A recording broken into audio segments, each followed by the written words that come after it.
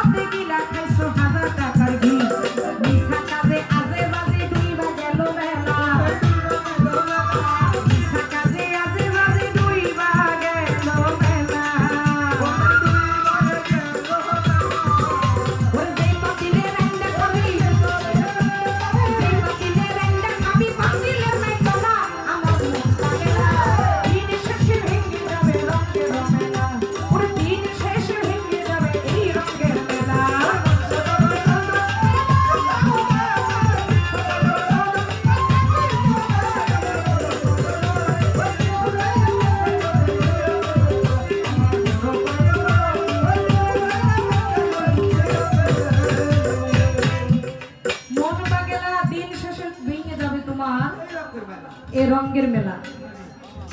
রঙের মেলাটা হচ্ছে দুনিয়া।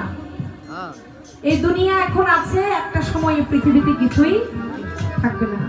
আল্লাহ যখন কিয়ামত ঘটাবে পৃথিবীতে কিছুই থাকবে না। আল্লাহ বলে আমি তখনই কিয়ামত ঘটাবো যখন আমি আল্লাহ ডাকার মতো কোনো ব্যক্তি পৃথিবীতে থাকবে না। ইমানদার ব্যক্তি যতক্ষণ পর্যন্ত পৃথিবীতে থাকবে আমার আল্লাহ ততক্ষণ এই পৃথিবীতে কিয়ামত দিবে না। এই পৃথিবীটা সাজাইছে, এই রঙের দুনিয়াটা সাজাইছে, এই রঙের দুনিয়া যেমন একদিন থাকবে না, ঠিক তেমনি ভাবে আমরা মানুষ আছি, আবার কাল আমরা থাকি না। মানুষের একটা সেকেন্ডের কোনো ভরসা নাই। তাহলে একবার আপন মনে চিন্তা করেন, আজ আছে আমি কাল নাই, তো আমার আশাটা কেন, আমার যাওয়াটা কেন? মালিক আমারও তো পাঠাইছে 16 আনা পুঁজি দিয়া। এই 16 আনা পুঁজি কি আমি রাখতে পারছি? আমি এই 16 আনা পুঁজি আমার মাওলা আমি রাখতে পারি নাই।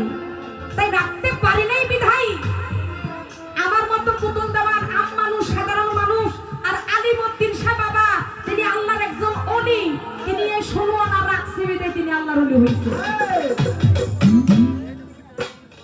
মালিক আপনাকে পাঠাইছে 16 আনা পুঁজি দিয়ে, এই 16 আনা পুঁজিটা আপনাকে ঠিক রাখতে হবে। এই 16 আনা পুঁজি নিয়ে আবার মালিকের কাছে যাইতে হবে, এটাই ছিল সত্য। তাই দুনিয়াতে এসে আমরা এই রঙের নানান কাজে আমরা মেতে থাকি, 16 আনা পুঁজি হারিয়ে ফেলি।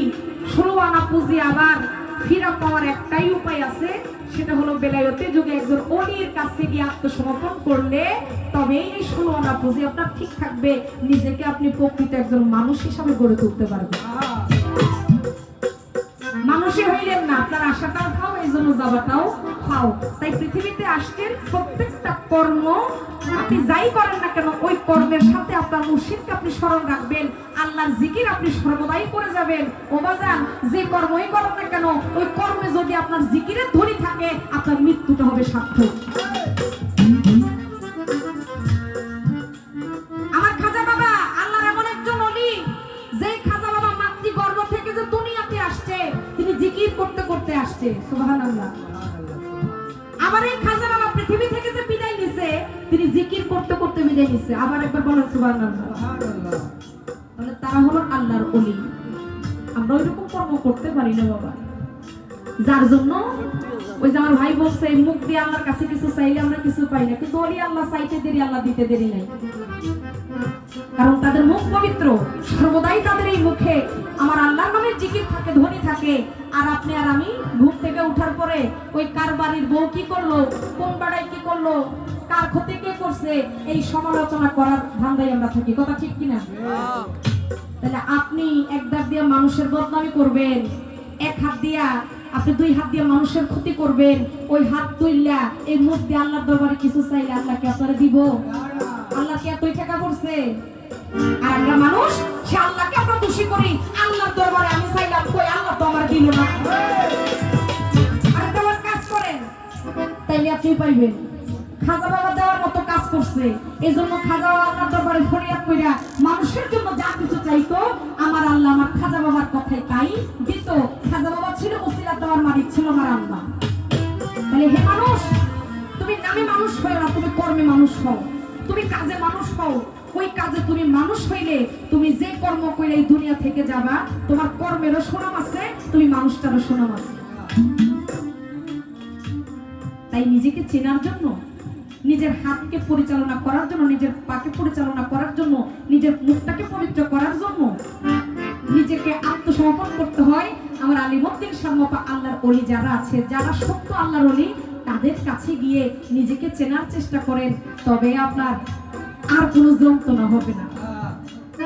যন্ত্রণার মায়া জালে আপনি আর করবেন না। যার জন্য আপনাকে কর্ম করতে হবে, মুর্শিদকে স্মরণ করতে হবে। এই বেলায়তি যুগে ওলি আল্লাহর দরবারে আপনাকে যাইতে হবে। ইহা ছাড়া যন্ত্রণা যাওয়ার মতো কোনো জায়গা আমি আর